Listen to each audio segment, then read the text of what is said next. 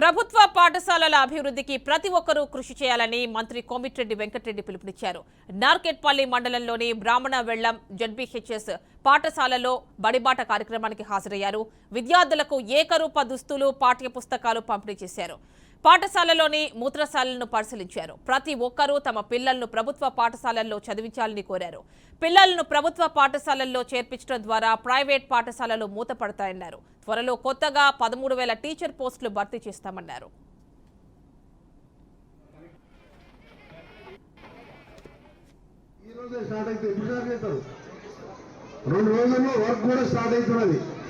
అన్ని విధాల ప్రాజెక్టు పూర్తి చేయడం కాదు, మన గ్రామాలకు సంబంధించిన అన్ని గ్రామాలకు సంబంధించి కూడా అదే విధంగా అభివృద్ధి చేస్తామని చెప్పి మీకు తెలియజేసుకుంటూ మరొకసారి మా బ్రాహ్మణ వెల్లంలో లీడర్లకు, మా ఊసయ్య గారికి, మా ఎంపీటీసీ యాదయ్య గారు ఉన్నారు, ఇంకా మా స్వామి గారు, ఇంకా మా పెద్ద లీడర్లు, అందరూ లీడర్లే మా ఊళ్ళో.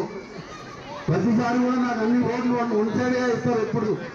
మీ అందరికీ దాంతోపాటు మీ అందరూ కూడా మాకు సపోర్ట్గా ఉండి ఈరోజు రాష్ట్ర స్థాయిలో కోమటిరెడ్డి వెంకటరెడ్డి గుర్తుపడుతుందంటే అది బ్రాహ్మణ వెల్లంలో అక్క చెల్లెళ్ళ అన్న తమ్ముళ్ళ ఆశీర్వాదం.